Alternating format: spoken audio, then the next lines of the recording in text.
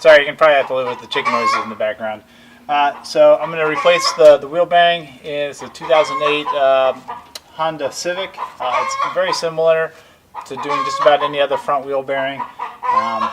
Basically, what we're going to do is we're going to take the brakes off first, and then we're going to disconnect the strut. So if you're going to replace the strut, it's actually would be a good time to do it because you're already going to be halfway there. Disconnect the struts, disconnect the tie rod here. Now there's two ways you can do it. You can, with some specialty tools, you can do it on the car. So it's going to take a little bit of extra work and quite a few specialty tools. You're going to have to like a front suspension, like a bushing press kit, a slide hammer, and then a few other tools that you'll see to do it yourself. Now, the other option is if you don't want to get in all those tools, you take the hub off the car. So that would also be undoing the ball joint at the bottom here. Take the whole hub off, and then you take that to an auto parts store, and they press the old bearings out and press new ones in for you. They might charge you somewhere $50-$60 a piece per hub. That could be a better option because you're going to buy the specialty tools. I think that the front suspension press kit is going to be like $100, and I don't think you can rent it anywhere. The slide hammer you might be able to rent from an auto parts store, and but some of the other stuff you can't. So some of the symptoms of a bad wheel bearing is you hear like a lot of excessive road noise. Probably as the wheel bearing's starting to go out, it will be, you probably won't even notice that the car is slowly getting louder and louder and louder.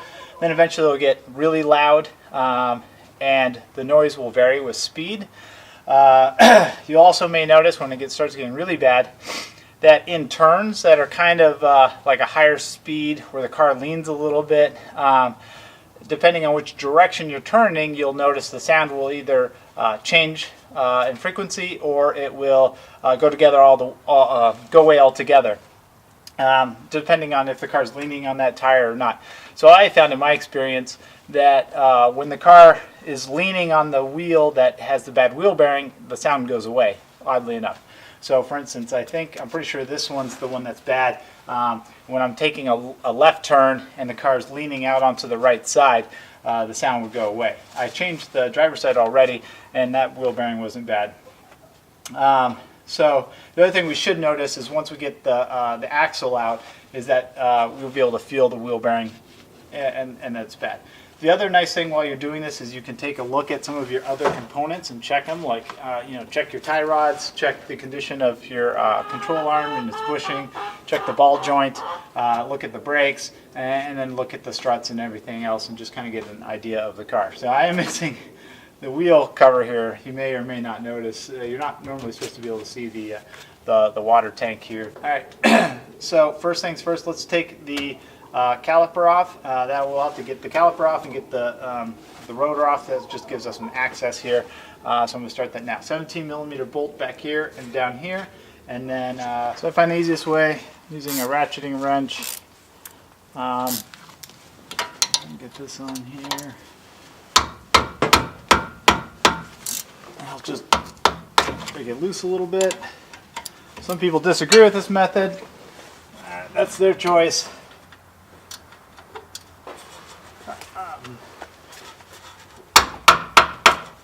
I don't think it's any different than using an impact.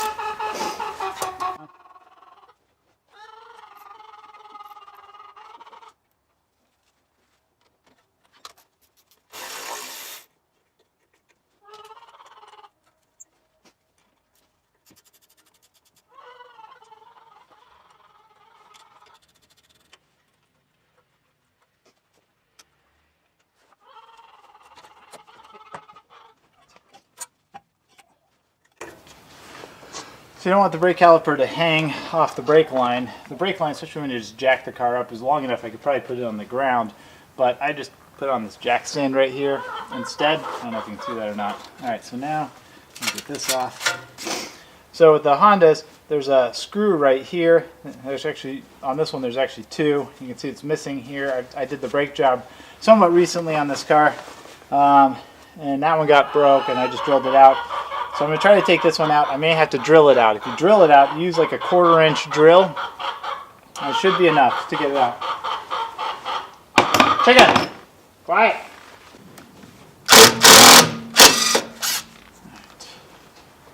Yay, it came out.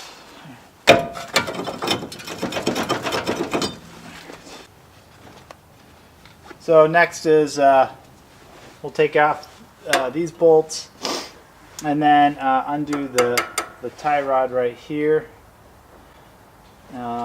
These are pretty easy to access. Just hold that. 17 millimeter, and then just use an impact.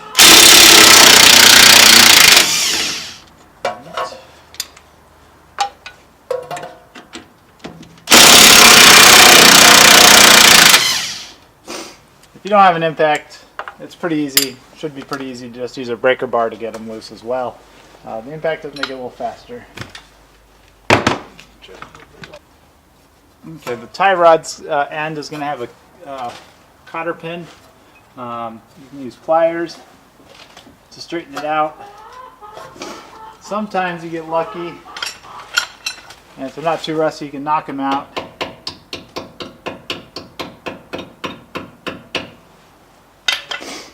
If not, you can just break the cotter pin.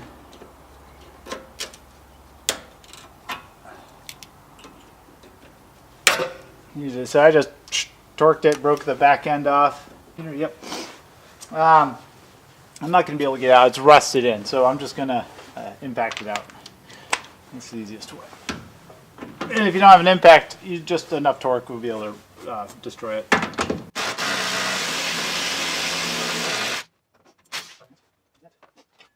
All right, now you're going to need a fork. I've heard people, I'll give it a try. I've heard people say all you have to do is just hit the knuckle right there and it'll pop the thing out. Let's see.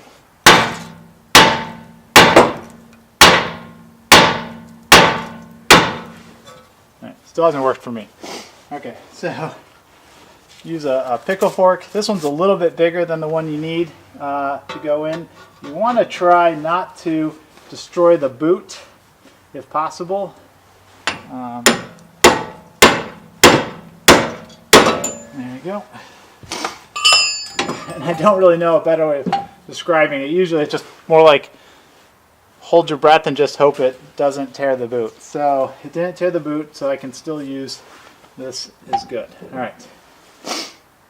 Now we've pretty much gotten to the point where we're going to have to take the axle nut off. Yesterday I sprayed it with WD-40. Now there's a couple different ways to do this, and I didn't mention it earlier. I'm using an impact, so I can just do it right now. These can be pain to get off. Some people, there's a couple different ways to do it. One is you leave the brakes on and you actually loosen this first. So what you do is sometimes if your wheel even exposes the nut, you can do it with the car still on the ground and the wheel still on. So like my Steely tires that I have on it right now, rims, I could do it with it on the ground. And you just simply get it's a 32 millimeter socket and a breaker bar, probably with a cheater bar on top of it. Yeah, 32 millimeters.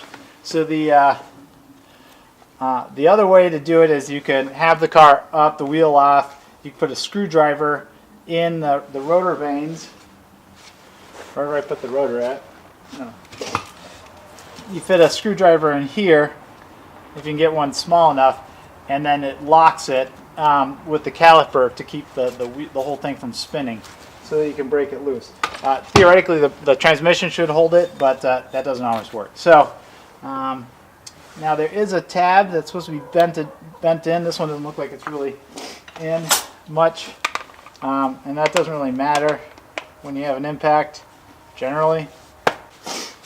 This should break it loose. There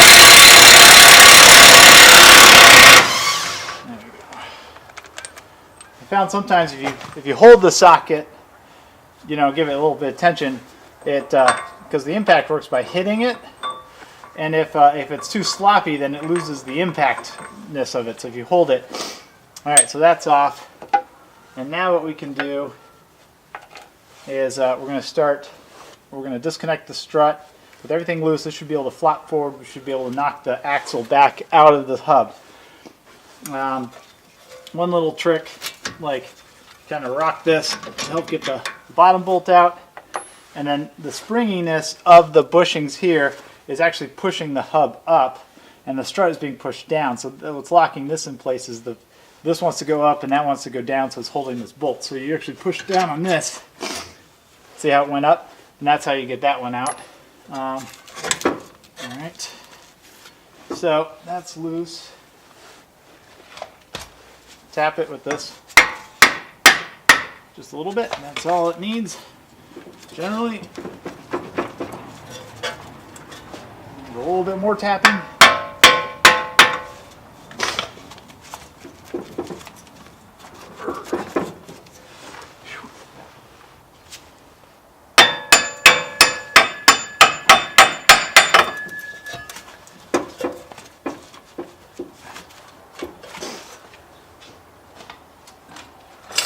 When I put these back together, I usually grease them so to help keep it sliding out. This just needs a little. There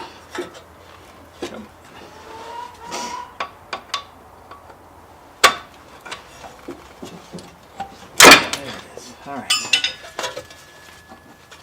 So this just needs to be moved out of the way. So what I'm going to do now, seems contrary, is I'm actually going to put the bolts back in.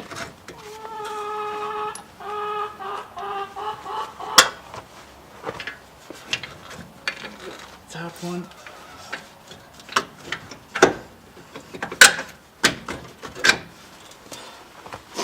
Get the bottom one. Alright, don't need, I just put a nut on just so it doesn't fall off.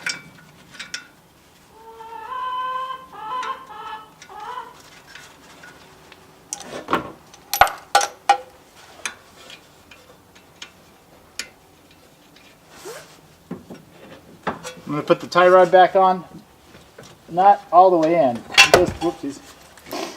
The one downside about having this thing here, there you go, just turn the hub a little bit to help line it up. So why am I doing this? Well, now I'm going to have to knock pull the hub out. So a lot of times this is called the hub. The hub is actually this portion right here. This is the knuckle back here. The hub is actually held into the knuckle by the bearing. It's pressed in. So what I'm going to do, and by the bolt that holds the axle on right here. So now we got to pull the hub out with the slide hammer. And the reason I bolted everything back up is because I need it to be solid so that I can pull this out. That's the noise. Bad bearing confirmation. So now it's just time to get this hub off here. I'm going to do that with the slide. Quiet, chicken! So this is my own tool. I did modify it slightly. You could rent this at the auto parts store. I modified it because it just barely doesn't fit here, or it didn't. So I just ground it. Chicken! Quiet. So I just ground it here, here, and there a little bit. And then that way it'll fit in snugly. Or nicely. It's nice to be able to grab all three. I have done it where I was just able to grab this side and one of these. Not ideal.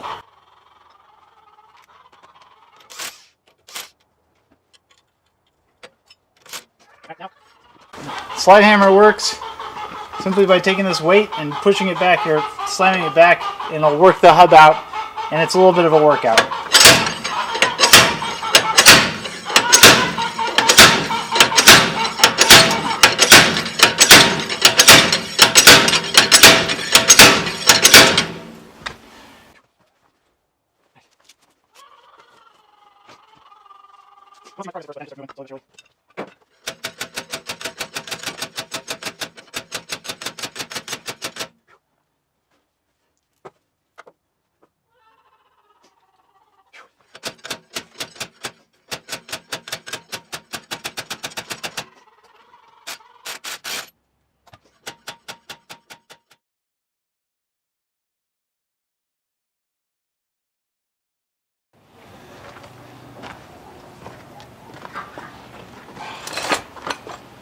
Alright, finally got it out. This was the biggest pain in the butt I've ever had to deal with. But basically what I'll do, unfortunately I didn't catch it on video. This thing is on, you can see this is tied around it. Basically, you take a long, probably even use rope, but it just gives you a lot more leverage to pull this thing back. I mean, I wailed on it for 20 minutes, got tired, went and ran some errands, and then came back, tried it again, had no luck, saw this trick on YouTube. Basically, you just take a piece of cloth, or probably, like I said, either rope, wrap it around this, and then you twist it up a bunch so that it has a good grip on this, and it just gives you a ton more leverage to slam this thing back. And this thing flew out. And alright, so now that that's done, there's a snap ring here that we need to get out, and that can be one of the can be a pain in the butt because it gets rusted in. Sometimes if you take a punch or something like that, you can kind of like wiggle it free. I'll go ahead and spray some WD on it real quick to help. Sometimes I find too just breaking it loose, trying to break the rust loose.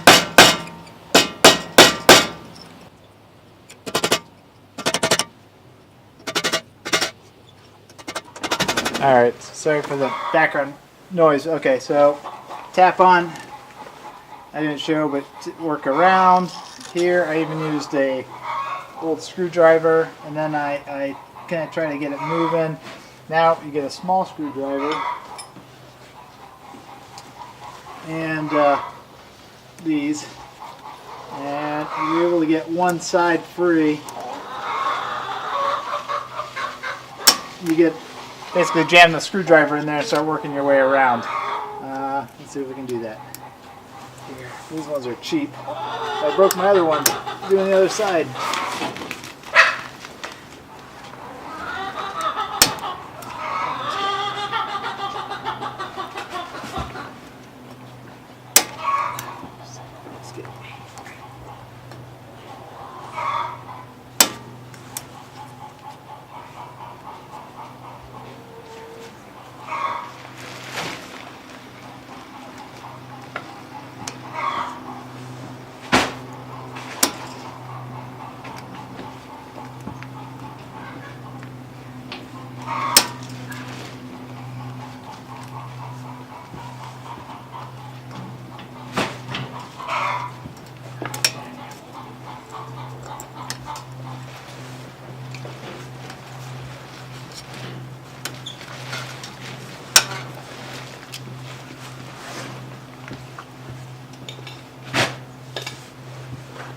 Now comes the fun part. You got to pull the bearing out. I tighten these things up, so I have to. I'm going to loosen these things up again. Well, probably don't need to. I'll show you something on the back side though. That's the only reason I'm going to loosen up. But now we got to get the right spacers, and this is where the suspension bushing kit comes into play. I'll show you that in a sec here. But what I will do is show you on the back side a couple things that you have to note here. So I'm not going to show up, but I'm going to loosen all this up, and then so you can do the back of the hub. This is the back of the bearing. This is the speed sensor right here. So if you want to prevent destroying that, you have to find a spacer on the back side here that'll be able to push the bearing out without destroying that. Otherwise, you have to put a notch on this thing.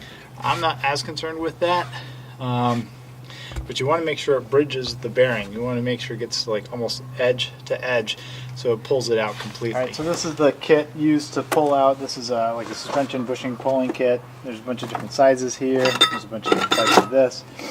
Now what we're going to do is you pick the right sizes. Now for this part, I already have a part that I'm going to use on the back side, which will be this. And it's going to go back here. Now, the front, that'll go here. And that gives the space for the bearing to get pulled out into it. Now this has a cap. I'll go over it like this. So now I figure out the right spacers and all that stuff.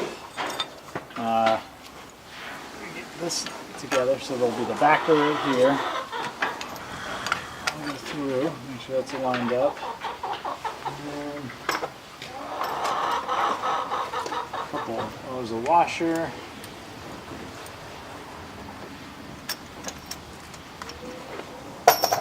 And then this nut. And for pressing it out, I like to use this long nut on the back because you're going to need to have a socket on the back of it in order to hold it in place. I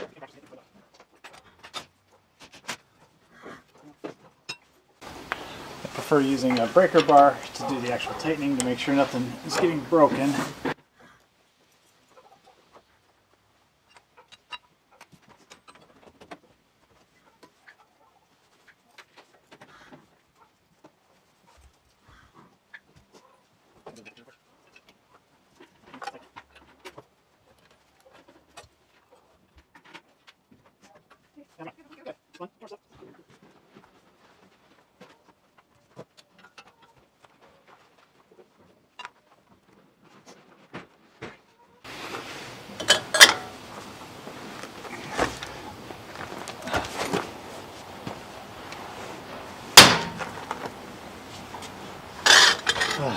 Popping sounds a good sign. It means that the probably broken loose.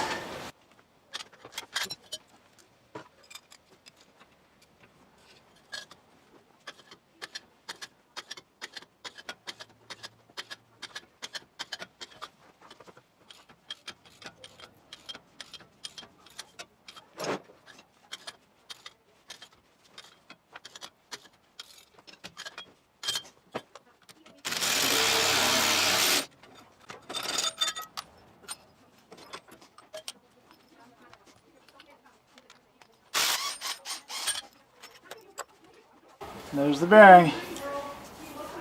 Whew, bit of work. So now what we're going to do is I'm going to grease this up. We'll press the new bearing in. The speed sensor is intact, so I use the right size here so it didn't destroy the speed sensor.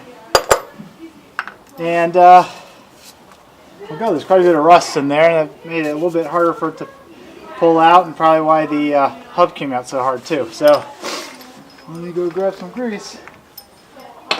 Let's get going. So, alright, so the next steps are grease this up. Use high temperature brake disc grease because these do get hot. So you go in and just slide that in. It'll make it easier to install. And then for later, if you ever have to take them out again, it'll make it easier. So I'm using Timken brakes, or Timken bearings. I like them because these ones are made in Canada.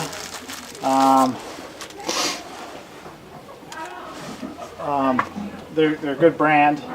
So one thing you want to check is find out what side the magnet's on. So this side has a magnet. This side does not. It's very subtle. Like, so the magnet side goes in because that's what the speed sensor uses to determine if your wheels are spinning or not. So now, basically do the same thing, except we want to make sure that this is as big as the entire bearing face. Alright, there it is. We're very close to it. There we go, this one's perfect. You don't want to pull on just this part because you'll rip the bearing apart. You'll basically pull the insides of the bearing out. So you want to make sure to push against the entire face of the bearing. You don't need one of these.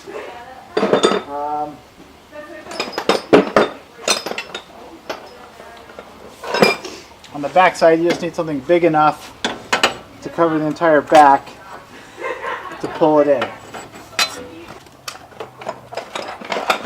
Don't like using the impact because I don't like to screw things up if things start going bad.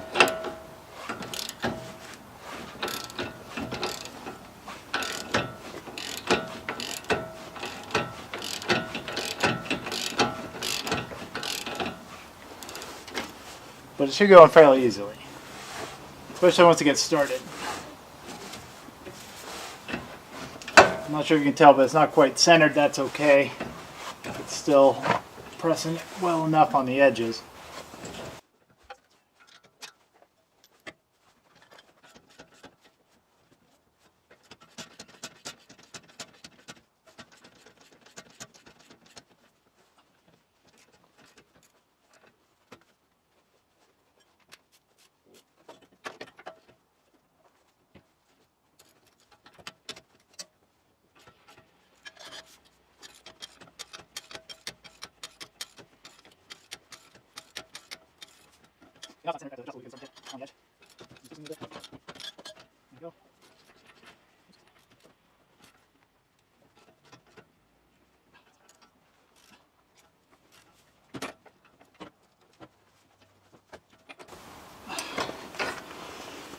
So basically it's going to hit the back stuff. Once you hit that, you're done.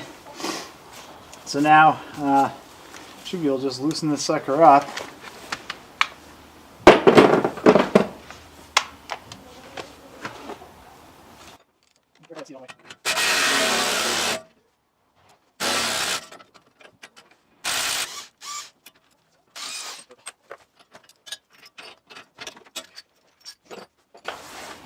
Now checking the snap ring groove, it's visible and clear.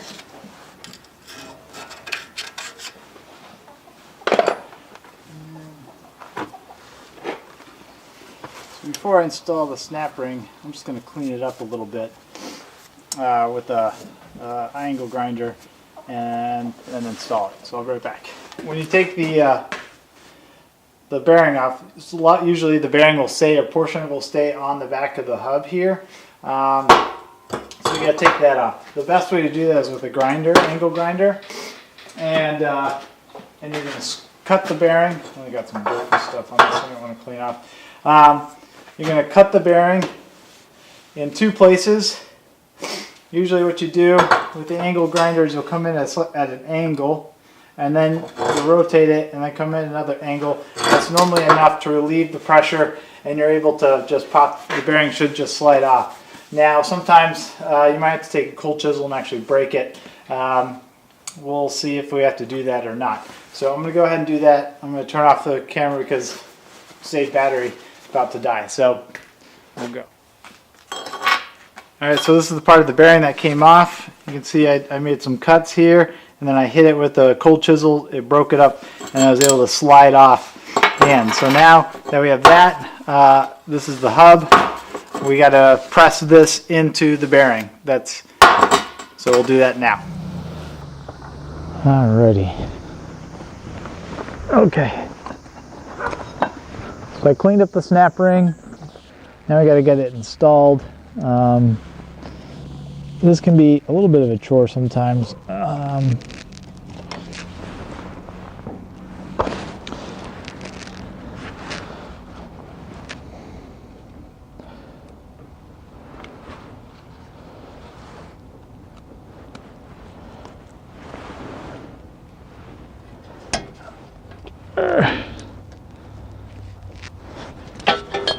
It's a pain because of cheap snap ring pliers.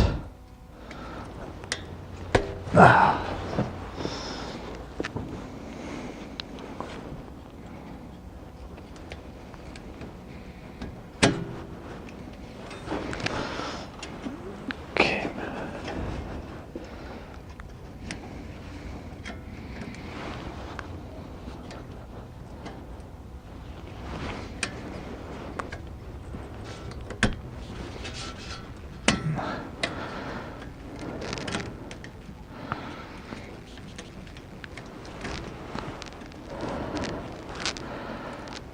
Really all you need is to get started.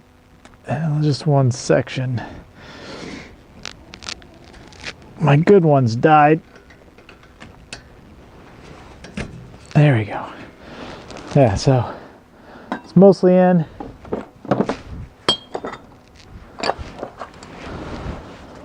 Just tap it in the rest of the way. Boom. Seated. So now we got to press the hub into place. So I'm going to grease it up.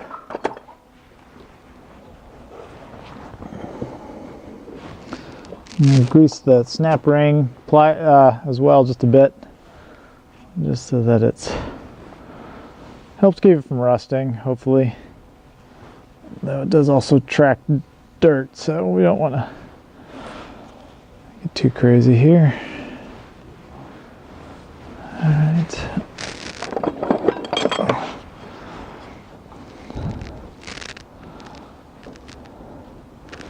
So greasing this thing up.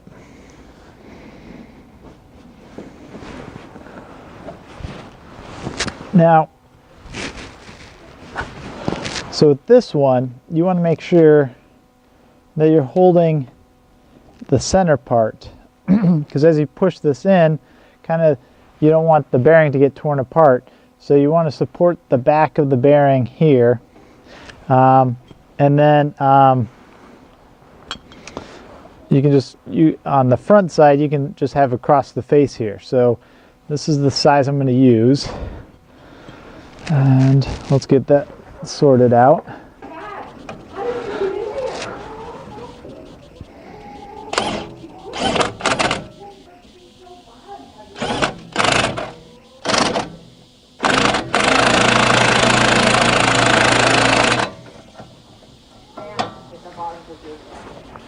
Oh, okay.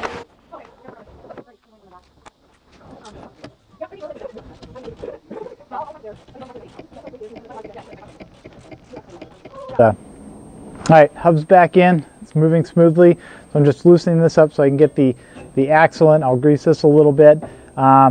It should go in alright. You just kind of adjust here and wiggle this, and eventually it should pop back in. I'll do that right now.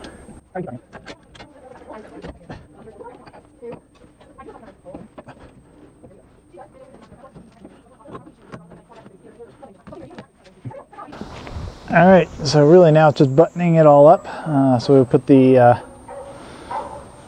shocks back in. So now it's just press down, get the top one in. Now notice I'm going bolts from the rear going forward. That's how they were installed earlier. And just pull this forward, shake it. I put anti-seize on everything in case I ever have to do this again. I do have to do these shocks at some point, these struts. Don't forget the tie rod. And let me get some anti-seize on it. Oops, fell out.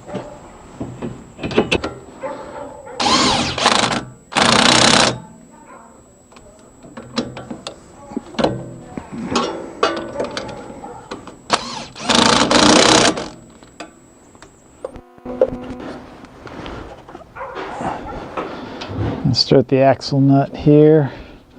We'll torque that in a little bit later.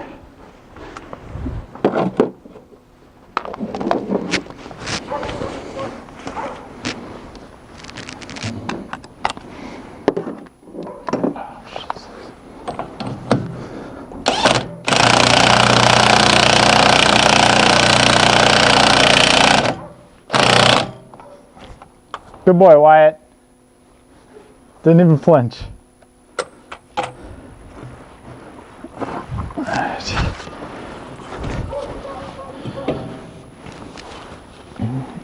Alright. So I line up the bolt holes, the nut holes here, screw holes for the just to make sure.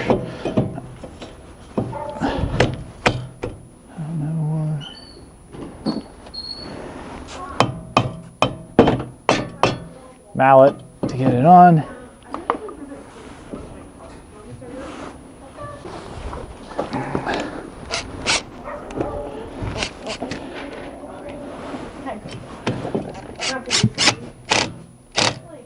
There you go. Let's get the caliper back on. All right, that's pretty much it. it can be an intensive job. This one was actually harder than most, trying to get that hub out. So, you know, make sure you torque everything. You know, these should be like 165. These, you know, make sure your lugs. I think this is also about 165 or so. The tie rod, I forget what that one's at, but you know, make sure you get them tightened down good. This one seemed like a cursed job, just getting that hub out. And then I broke one of my tools that occurred on the other side. So, you know, it was a little bit of troubles, but overall it came out okay. As far as bearings go, I like to get Timken. SKF is good, but those are more expensive. It's up to you. Shoot, chicken, go on. Somebody that used to work at SKF, he says he just gets the cheapest wheel bearings ever he can, because SKF and Timken just outsource these kind of bearings anyways. But at least the Timken ones were made in Canada, if that makes you feel any better, versus like China. If you like the video, please give me a thumbs up. If you want to check out some of the other ones, you know, feel free to subscribe. I also have some camera photography videos as well, just so there's some random projects and stuff. This particular light right here is pretty handy. A friend of mine suggested it, or showed it to me one time when I was working on a car, and it's from Harbor Freight.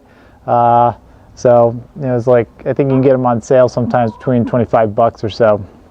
I think you can find them on Amazon for about the same price, so you can check there. Trying to think if there's anything else. That's about it.